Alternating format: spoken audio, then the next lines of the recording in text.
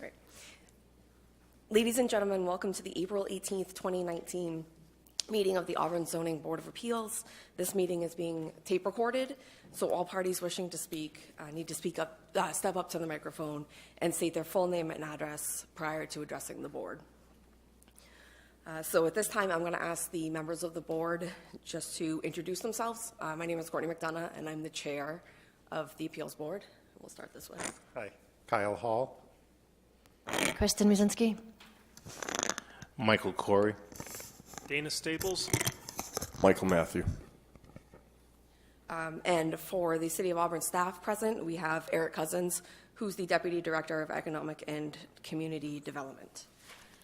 So tonight we do have a full quorum of at least 4 members present. We are going to appoint Michael as a full member tonight, so that way he can vote. Normally he's an associate member, but we're going to appoint him as a full member, so that way we can all vote tonight. So the format for the meeting for conducting the appeal will go like this. I'm going to summarize the nature of the appeal. So the appeal is of Leslie and Bert Pelletier. Leslie Pelletier is the owner of the property at 83 West Dartmouth Street. The appellant is requesting a variance from section 60-278-3C of the Code of Ordinances of the City of Auburn. The intent of the appeal is to allow relief from the front setback requirements of the urban residential zoning district at 83 West Dartmouth Street, PID number 280-024, pursuant to Chapter 60, Article 15 of the City of Auburn Zoning Ordinance.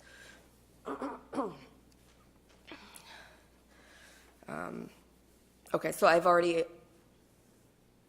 sorry. It's okay. No worries.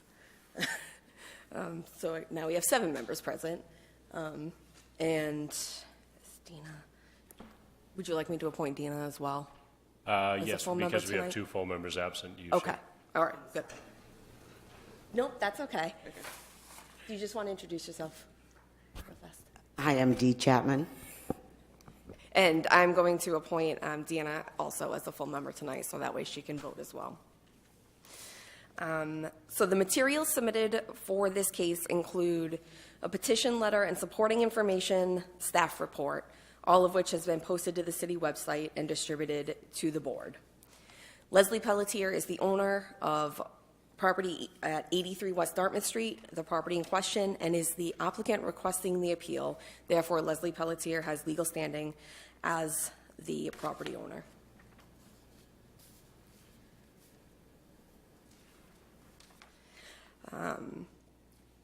The parties to the appeal are the appellant, Leslie Pelletier, as the owner of the property, and the City of Auburn municipal officers. So the order of presentation is going to go as follows. The appellant, you would have the option of presenting first or allowing the staff report first. The board will ask questions of the appellant. The staff report, if it wasn't already done, will be then presented. Any questions that we have for staff, and then any public in favor of or against the appeal.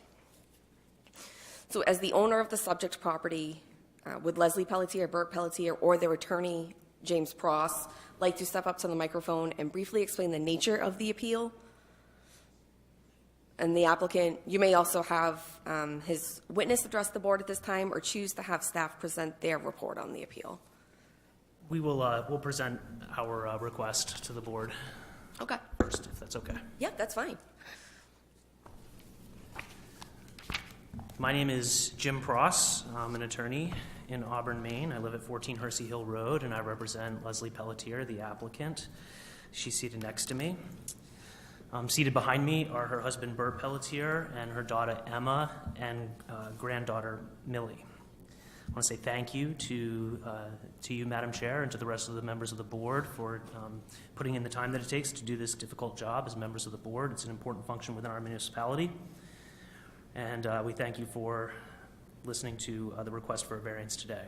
We're seeking a variance from the 25-foot 14-foot front yard setback that applies to the urban residential zone, which is where this property at 83 West Dartmouth Street is located.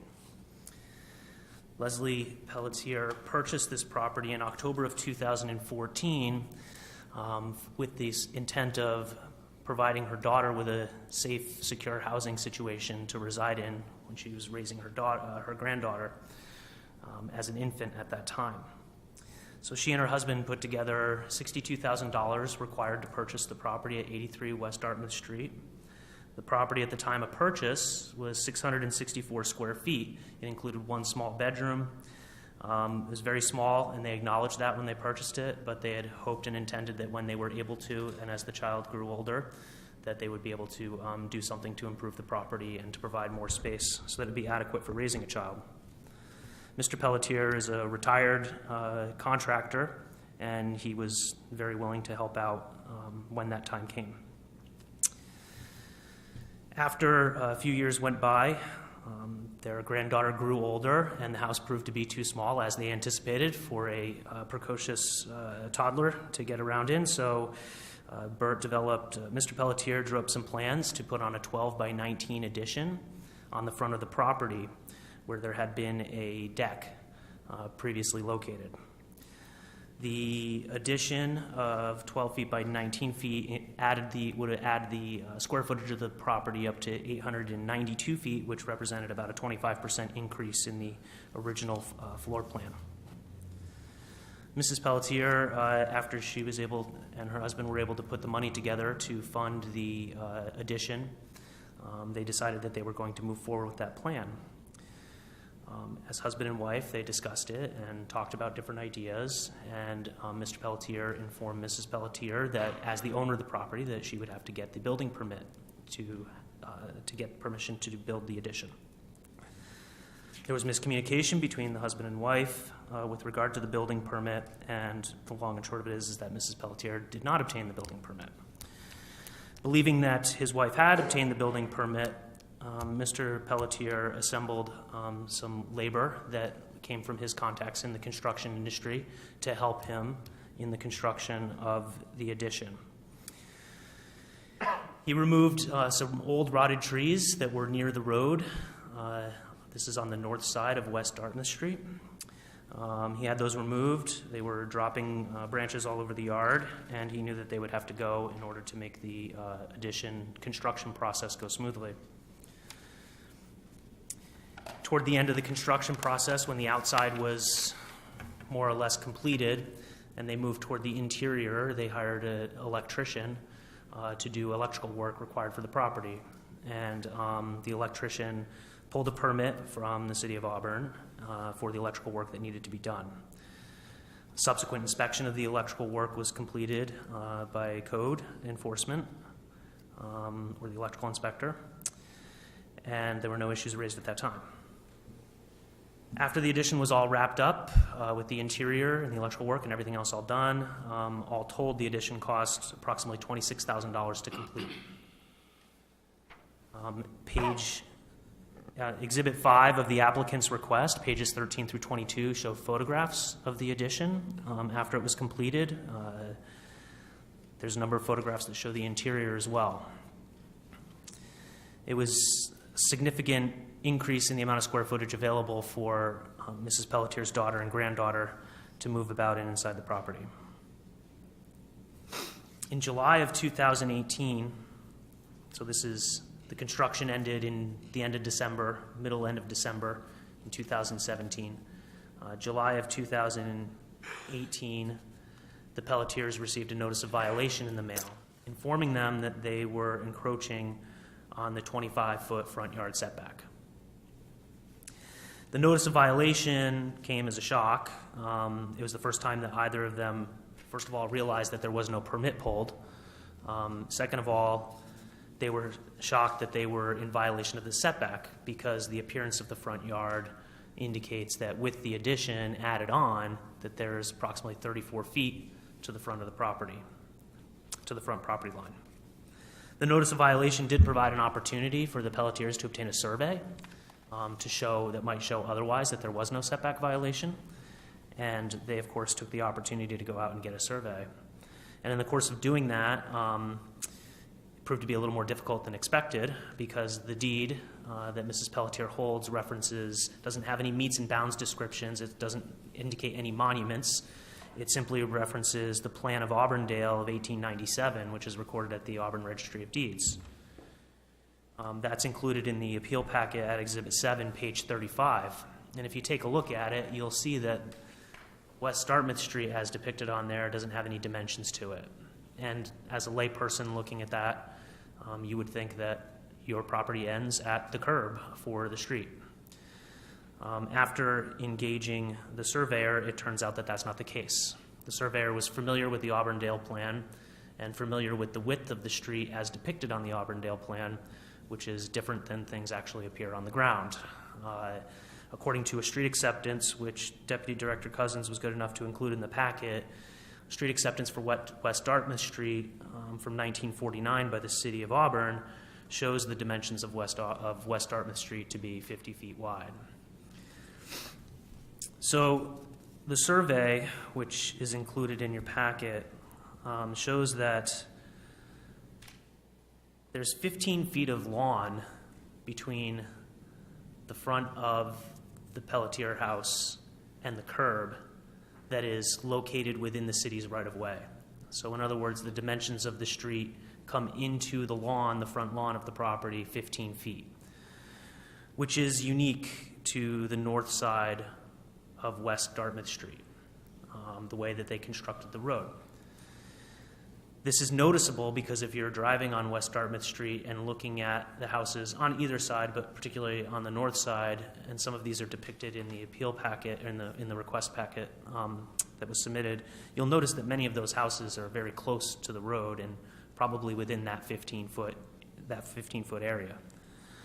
So having that 34 feet of lawn out in front after the addition was put on, and then finding out that almost half of it is technically city property and that your property line is 15 feet closer to your house than you expected it would be, was a shock as the survey came to the attention of Mrs. Pelletier and Mr. Pelletier. So, as I mentioned, there was a deck that was pre-existing in the front of the house where the addition was constructed. So that made it a perfect sort of location for putting the addition. The Pelletiers had considered putting it on the side of the house, but there were a couple of issues with that. And when I say the side, I guess I mean the west side of the property. The issues with doing it that way, were that the utilities for the house come in on the west side, on that side of the house. So there is an electrical meter right there, and then also the gas line also comes in there as well. So that was not very appealing for that reason. Another reason that it wasn't appealing is that the kitchen on the inside, which you can sort of see in one of the pictures in the packet, the kitchen is primarily located along that western wall of the property. And so if you were going to put the addition on that side, you'd have to reconfigure the kitchen in some way. So it really made sense to put it out in the front of the property where the deck was. The deck was already encroaching into the setback. And according to the survey, it looks like that was about 7 feet probably, looking at some of the photographs that are available from that period in time. And the addition goes out beyond where the deck was located by about 2 to 2.5 feet. So it went actually further into the setback by about 2 to 2.5 feet. But for the mistake of not getting the building permit, Mrs. Pelletier may have had the opportunity to still put that addition out front as long as it, included materials from the decking and then didn't go beyond as far out as the deck had gone. But that's all hindsight at this point. And so, once they received the survey and realized what they were looking at, they consulted, obviously, with city staff about what their options were, and it seemed that really the only option would be to either come before the board and request a variance after the fact, or to move the addition. And so, in consideration of their options, The Pelletiers did go out and receive an estimate for what it would cost to move the addition. Mr. Pelletier went to somebody that he knows in the industry. He didn't go to the most expensive contractor in the business. He didn't ask Cody Crane Rentals to come in and give him an estimate. He went to somebody he trusted, and they came up with $5,500 just for the cost of physically moving it. And then he solicited a similar quote for construction expenses that would be associated with detaching the addition and then reattaching it to the side of the house. That quote that came back, similarly from somebody that Mr. Pelletier knows in the industry, somebody that he thought he could get a good price from, came back at $14,500. Looking at the details of the quote, which is marked as Exhibit 10 at page 38 of the applicant's request, you can see that it doesn't include certain things like repairing the facade of the front of the house where the addition now is. So you would have to add the cost of putting in a window, add the cost of probably putting in a door, and it doesn't really seem to include the costs associated with having to deal with the utilities being located coming into the house on the west side of the property. Similarly, doesn't take into account any reconfiguration of the kitchen that you might have to do. So we feel that that's a fairly conservative estimate of the true costs associated with moving the addition to the side of the house. So when you consider the price tag for the addition that they built of $26,000, and then you add the costs of moving the addition as they've been quoted conservatively, the Pelletiers are looking at about $47,000 to go through that process. And when you add that to the purchase price of $62,000, they're basically into the house for $109,000 at that point if they were going to try to make that work. Again, probably more because we feel that the estimates are conservative. Now, the building and the land together are assessed by the City of Auburn at $70,700. The building itself is at $44,700. And just looking at those numbers, if they were to go about moving this addition to the side of the house and spending $109,000, that's a little bit more than one-third greater than the assessed value of the property. We believe that if they were forced to remove the addition, that it would not be able to yield a reasonable return for Mrs. Pelletier. And looking at the numbers and what it would take to do that and considering the purchase price of the property, we believe that we can satisfy that requirement of the variance ordinance. It's doubtful that anybody would pay for a home that had an ongoing violation. So it's basically valueless unless we do something to fix the violation. And the expense of moving the utilities and repairing the facade would just be added on to that. On a square footage basis, looking at moving the addition and what that might do to the value of the property from an assessed value. The 2018, the assessed value is $70,700. I'm assuming that that doesn't include the addition at this point. I don't believe the assessor probably went out there and looked at it. The property card does not reflect that at this point. So just assuming arguendo that it doesn't include that addition being on there, you're looking at, on a square footage basis, for a 25% increase in square footage, about an assessed value of $88,000 to what there is presently right now. So we feel like either way you look at it, whether from an assessed perspective and then looking at the remainder, the other houses in that neighborhood, that they're not going to be able to get back their investment at all if they end up having to put $109,000 in the house. The need for the variance is due to the unique circumstances of the property. You've got this wide right-of-way that gives you have the appearance looking at the property that you've got this really nice big front yard, but until you've actually conducted a survey or know somebody that's familiar with those dimensions of West Dartmouth Road, you would just look at it, and from a layman's perspective, it would be difficult to understand how you would not own 15 feet of that 34 feet that are available to you. Additionally, the location of the utilities, especially with the gas utility coming in on the west side, had they applied to try to put the house on that side because of a setback issue that might have occurred in the front yard, it probably would have been too expensive to try to relocate and mess around with those utilities and try to work around them. Add in the variable of the kitchen's location within the property, and that just becomes exponentially more difficult. I think that if you look at the photographs, or if you're familiar with this neighborhood, there are, I would say, the majority of the properties are closer to the road than, or right up against it anyway, but there are many, many properties in that road and in that neighborhood that are over that 25-foot setback, and have probably been that way before the zoning ordinance, I'm sure, in all cases.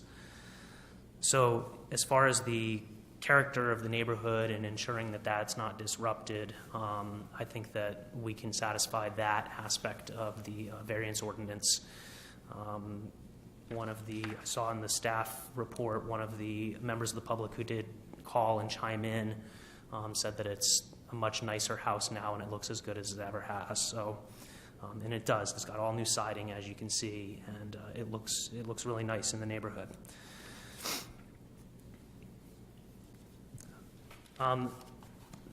The applicants also have to satisfy that the hardship associated with the property is not the fault of themselves or their own actions. And I think that if you looked at the plan referenced in the deed, the Auburndale plan from 1897, and the circumstances on the ground involving what appears to be a large front yard, take into consideration that there's a pin located on the southwest corner of the property, which one might find and say that's the property line, and that is much closer to the road. It's not. It's not the property line. It's within the right of way, and it's not really understood why that pin is there or who put it there.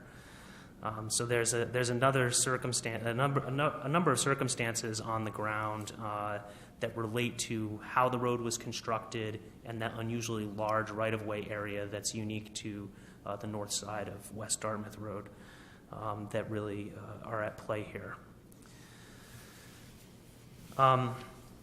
Mrs. Pelletier and Mr. Pelletier both set out on this endeavor with the best of intentions, and they made a mistake. They made a mistake by not getting a building permit, and I know Mrs. Pelletier wants to address that this evening, but I think that when you look at the dimensions that we're talking about and you look at the improvements to the property that have been made through the addition to the property, both inside and outside, forcing the Pelletiers to move the addition puts them upside down on the property and on their investment, for starters. It potentially, takes away from something good that's there, all basically for want of 2.5 feet, 10 feet, depending on how you're looking at what he might have been able to do with the existing deck that was there before. I understand, and the Pelletiers understand, that zoning ordinances serve a purpose and that setbacks serve a purpose. But I ask what value is there in strict enforcement of this 10-foot difference in the setback requirement that we're talking about here, when that setback isn't reflected really anywhere in that neighborhood, up and down that street. There are many, many properties that are over that setback. The purpose of the Auburn residential zone really is focused on providing a family environment for people to raise their kids and to have areas outdoors to play, and granting this request for a variance really would not disrupt that in any way. There's plenty of room. It's they've got a big side yard. There's still 34 feet in the front before you get to the road in front of the addition on the front side. So we think that there's a good argument that the intent of the zone is not obfuscated, and when you consider all the other properties that are over that 25-foot setback that existed before the setback was created, that only enhances that argument. So granting the request for a variance to the front yard setback, from 25 feet to not less than 15 feet would allow the Pelletier's daughter to remain in the home with their granddaughter. She wouldn't have to come up with a game plan for while the addition was being relocated. Their granddaughter's in kindergarten right now, and that certainly would be disruptive if they had to move out of the property for a period of time. We've got a nicer home now as a result of the work that's been done and the investment that's been made. And we think that from sort of a common sense perspective, that it doesn't really make sense to force them to go through that for want of a few feet, given the conditions on the ground. And we'd ask you to consider that. And I think Mrs. Pelletier had something she would like to say. Go right ahead. Hi, my name is Leslie Pelletier. I reside in Turner, Maine at 41 North Shore Road with my husband, Bert. I wanted to thank you on behalf of myself and also my family for the hearing this evening, for your consideration of this request. Like he has summarized, Bert and I started looking for a home several years ago after Emma gave birth to Millie, looking for a nice place that she could live and grow in and have a family life. And we looked at several properties throughout the Lewiston-Auburn area, and we settled on this property on West Dartmouth Street because we really liked the location. It had a beautiful backyard, had a nice front yard also. And although it was, a bit run down and very, very small, only about 660 square feet, we felt that the location was really nice. We wanted to be in the Auburn School District, and where it's located is, really easy for Emma to get around and do what she needs to do, being a single mother. So after looking at it, we decided it was a good fit for us and for Emma and Millie. We went ahead and purchased it for the $62,000, knowing that we would like to, down the road when we had the funds, to put an addition on to give it more space for them. Like he had mentioned, there's only one closet and not a lot of space in there, but for a mother and an infant, it was okay to start out with. So we just really liked the area, so that's what we went with. And then a few years ago, when we were able to discuss putting on the addition, we looked it over, and as he said, looking at the right spots to do it, Bert had asked me, being the homeowner, to come down and get the permit, which I agreed to. I work full-time. I travel to and from Augusta. I'm a rehab director at the Maine Veterans Home, and it honestly got away from me. When Bert said, go pick that up, I was like, sure, I'll do that. Grab it on my way home from work one day, get out early and go do it, and I didn't do it. And after that, it just kind of slipped my mind, and it didn't come up in conversation again. So unfortunately, I am responsible for not following through on that, and didn't think again until we got the notice in the mail in July and saw that we were in violation, which caused some heart palpitations for myself, not truly understanding the magnitude of this concern, or this issue that happened, and why we're here tonight. So I feel terrible. It puts us all in a bad situation. We invested a lot of time and work and money into this home, trying to make it this house to make it a home for Emma and Millie. And so I feel terribly about that, especially I don't look forward to having to look at an alternate plan for them if we need to correct our situation structurally, but hope not. They love the area. They've settled in nicely. Millie's in a great school system that she enjoys, and it's just a really good fit for us, and we love the house. We love how it came out and how it looks, and it's just a nice neighborhood. So my hope is that you will consider my error, and if you have any questions or anything else I could speak to. A little nervous, but so.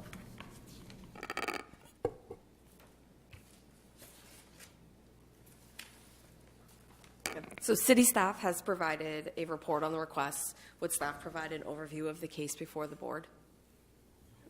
I can do that, thank you. Much of it was covered by Mr. Pross. I'll summarize and just hit the key points in the report. The board does in fact have authority to review a request like this under the variance standards.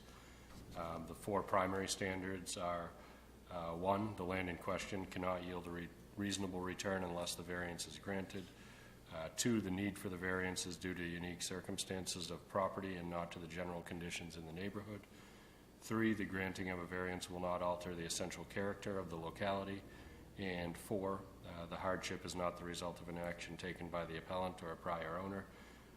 There are additional criteria 1 through 8 that the board needs to at least consider in making their decision, but doesn't have to make specific findings on those 1 through 8 as long as it's clear that the board has thought about them in making the decision on the primary 4 criteria.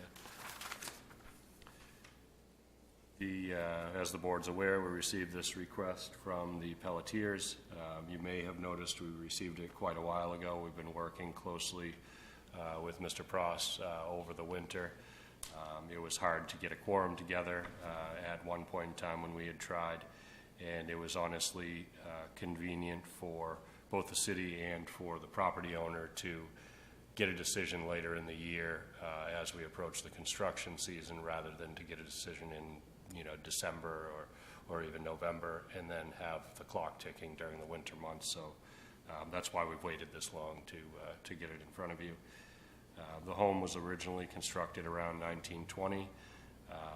I don't trust those dates exactly when they're an even 10-year period, but that's the assessor's best guess of when this home was constructed. But I think what's important is it was constructed long enough ago that it was prior to the zoning ordinance being in place.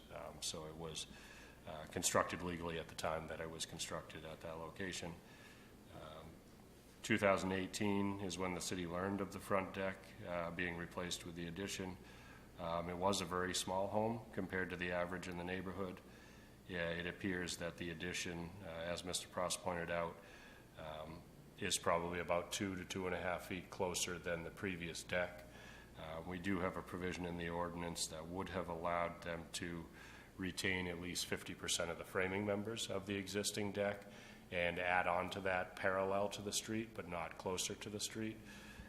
So there would have been a way to build approximately what they have in place now, just not the front 2 to 2.5 feet that's closest to the street. The right-of-way in the area of 83 West Dartmouth Street, on the survey, when you scale through, it shows approximately 15 feet of grass between the edge of the pavement of West Dartmouth Street and the front property line.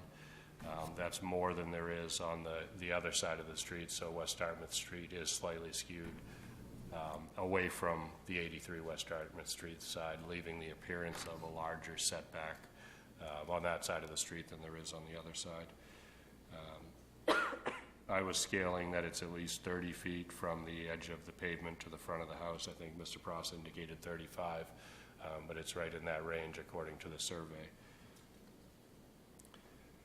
Constructing the addition to the west side of the home, as was indicated, would have disrupted some of the utilities. They would have had to have been relocated, including the gas line. The applicants detailed how they believe that they can meet the variance criteria. We did send a letter to all abutters and property owners across the street, as is required by ordinance. We only heard from one, Mrs. Cody, across the street at 78 West Dartmouth Street, and I've included her comments in the report. My opinion is that criteria 1 is the toughest one. I think 3 through 4. The appeal easily meets that, and 1, as I've indicated, a couple of findings that the board would have the option of adopting one or the other. 1 would support the granting of the appeal, the other would support denying the appeal.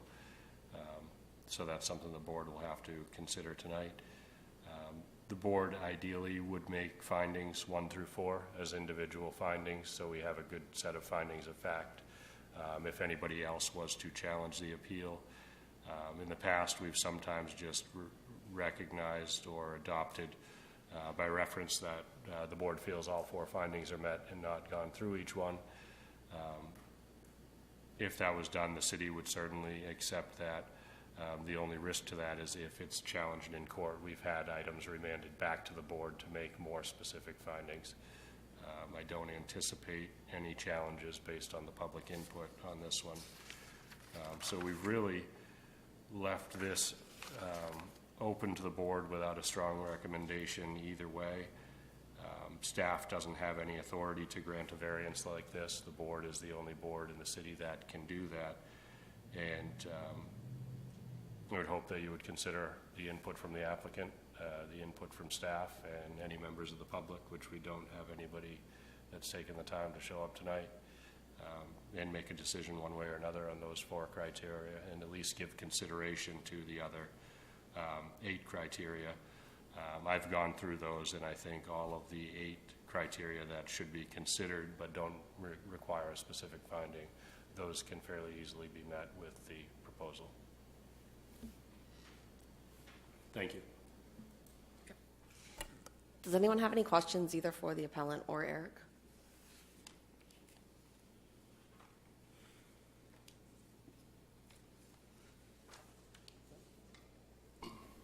Okay, so do I have a, are you good?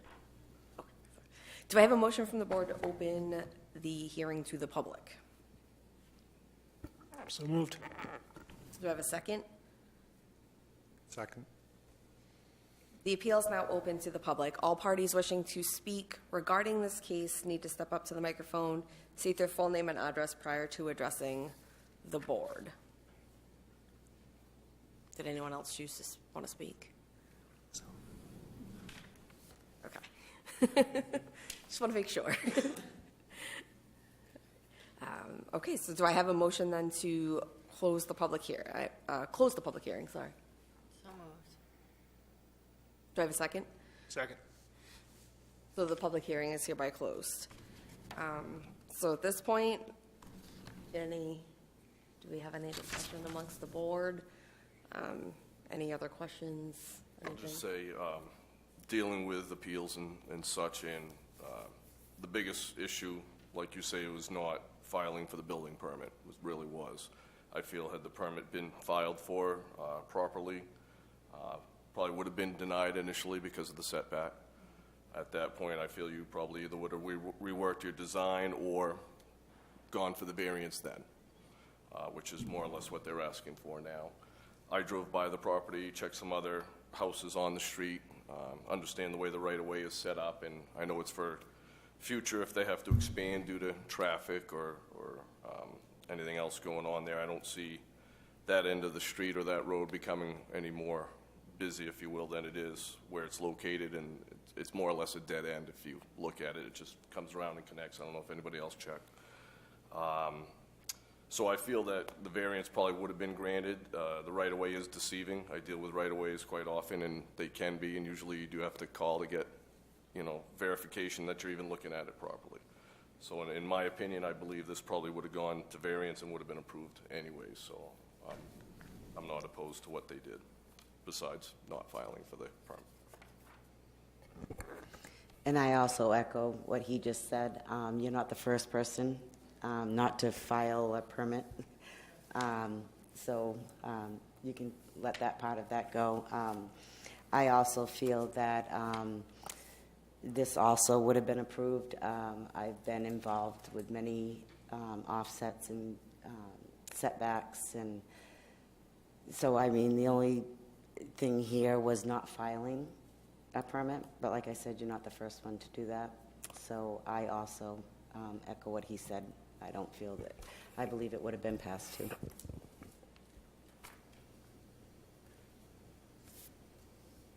Yeah, I'd just say that I'm in favor of a variance here. I think, you guys meet the conditions as far as I'm concerned.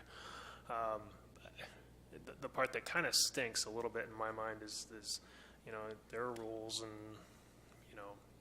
us granting you a variance just sort of, in a way, says that breaking those rules is okay, and it kind of sets a precedent a little bit in my mind for future appeals like this to go through, and so that's the one part that's kind of tough for me. But you get my variance, so there you go.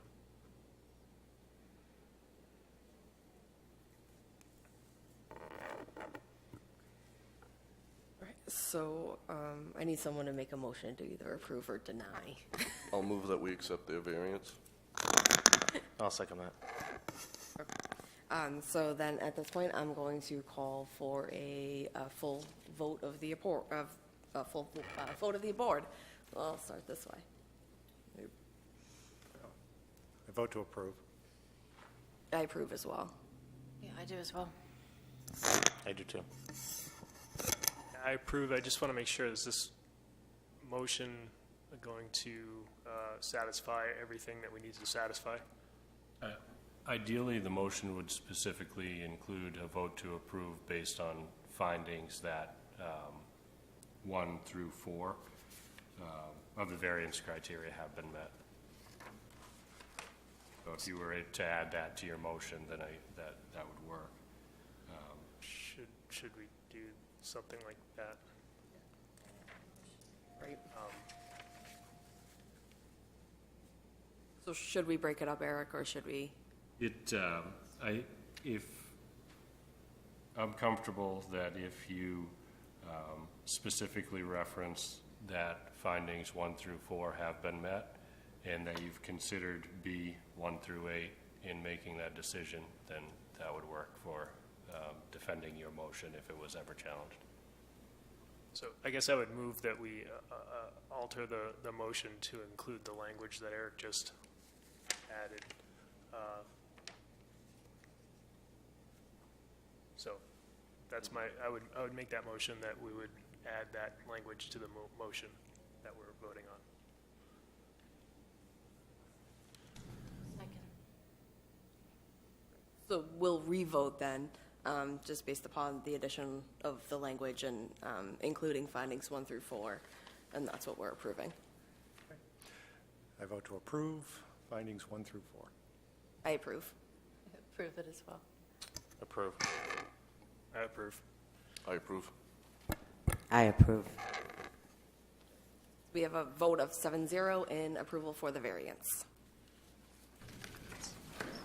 I would like to thank you all very much for your consideration and hearing us this evening. Thank you very much. We'll draft a certificate for recording at the registry. I think it's either 30 or 60 days to do that. We'll have it to you by next week, and you guys will have to record it and just return the booking page to us so we have a record of it. Will do. And then we can work on the building permit. You've already made an application, so we can work through the construction details that we'll need. Okay. Thank you.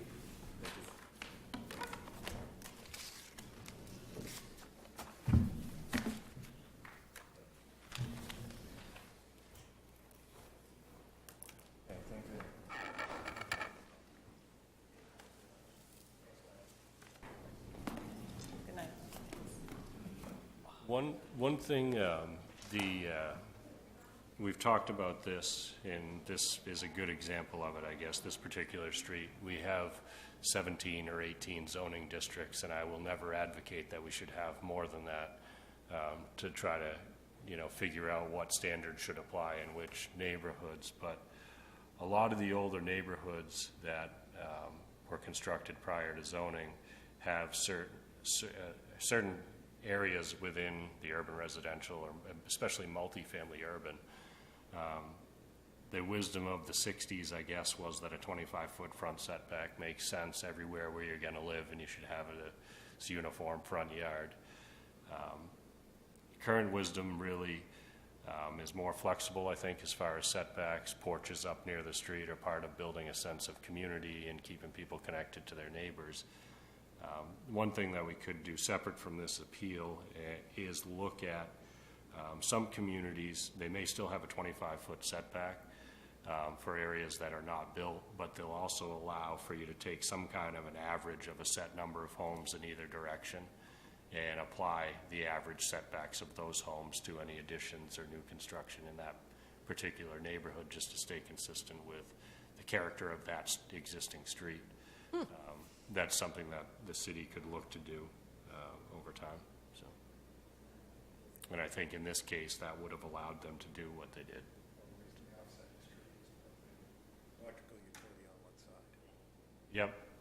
evidenced by the utility pole right there. I didn't want to go into it. Right. I noticed they ignored that point also.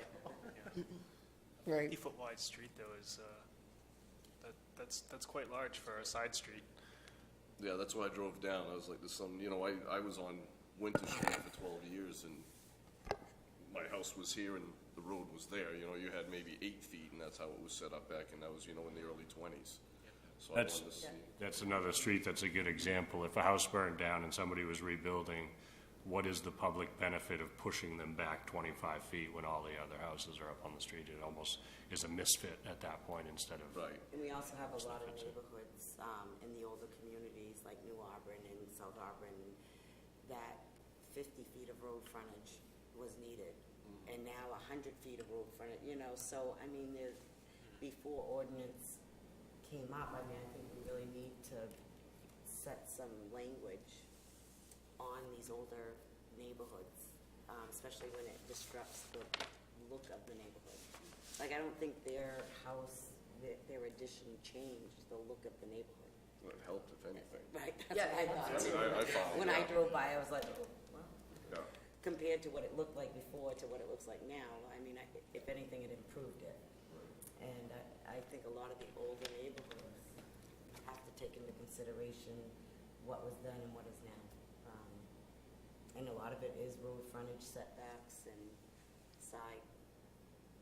I mean, I think going forward with the city, the ordinance is great on what we want neighborhoods to look like. But you have to consider the ones that were built in the 50s and, way back then, so. Thank you. Thank you. Motion to adjourn? Oh, yeah. Probably should make a motion to adjourn. Second. Second that. Second, yeah. Third, fourth, fifth. Right, meeting's closed. We don't have any other appeals on the horizon that I'm aware of, so we'll be in touch next time we receive one. I don't know if there's any value if we don't get anything this summer, then maybe this fall we can get together just to make sure everybody's still available, go through the election of officers for the next year and all of that, so. What about a municipal One training? of the easiest boards I've heard. The Maine municipal training? I don't, Hitting stuff. let me, yeah, let me see when the next ones are, because, yeah, you're always able to go to those when they're offered by MMA. They're good training, so. I'll find out what the schedule is. I think there was one in July was the next one. We had talked to a planning board member about that, so. As far as in the area, Augusta here or Portland, I think the next one is July.